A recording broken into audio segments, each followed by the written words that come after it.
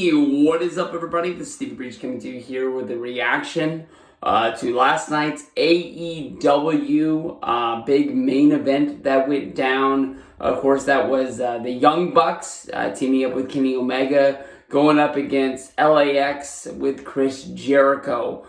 During that match, we saw a few run-ins led by Cody Rhodes as well as Goldust.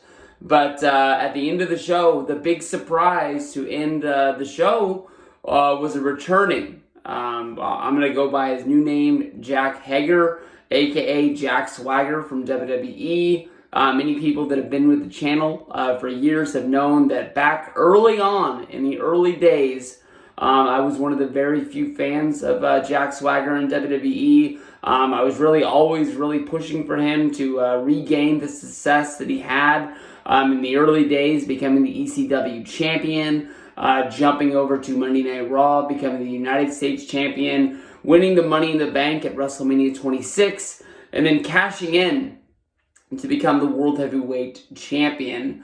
Of course, he cashed in against Chris Jericho with the help of Edge.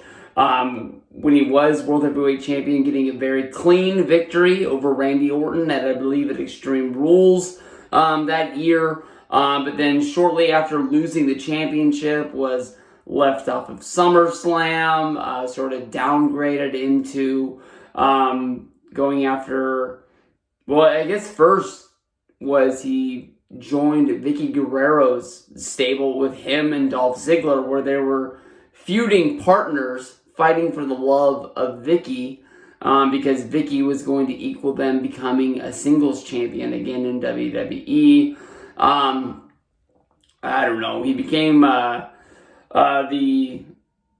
United States champion again. You can debate if him and Cesaro was supposed to lead to them being tag champions. I think Swagger won the United States championship again after that.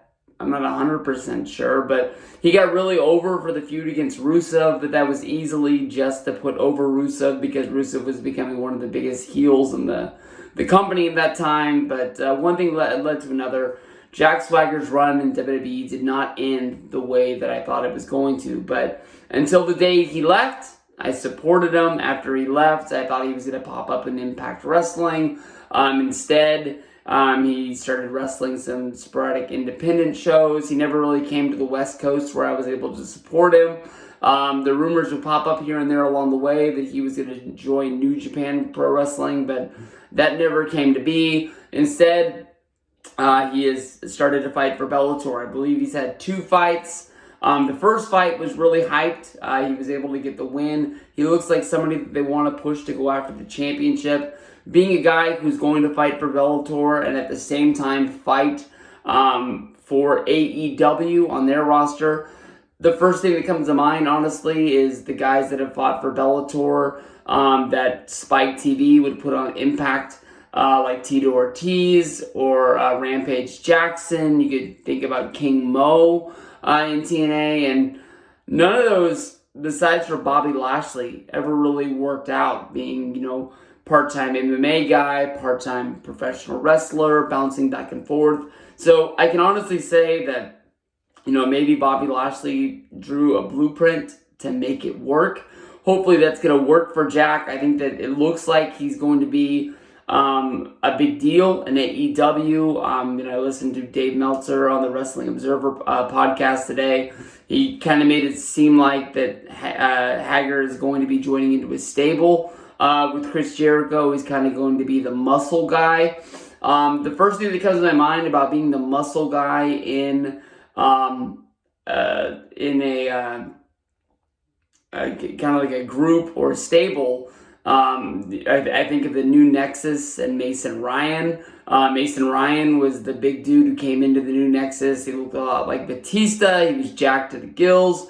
But when it came down to it, Mason Ryan didn't get very many wins in WWE, and Mason Ryan didn't last very long in WWE. So once the Nexus was done, I think his career in WWE was done. So I'm hoping that Swagger is going to be a big deal there. I hope they find a way to use him, and I hope it really works.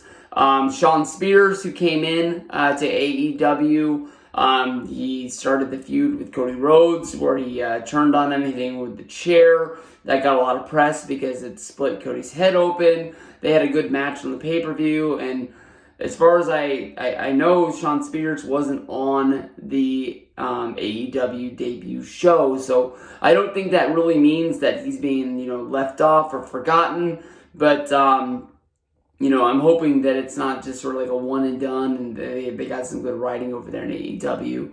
We'll have to see what the future holds. I can honestly say I really appreciated all of the tweets and all of the text messages that people sent me. When you see Jack Hager, when you think of Jack Swagger, you think of me because of Twitter and YouTube back in the days. So I hope everybody knows that I really did appreciate those.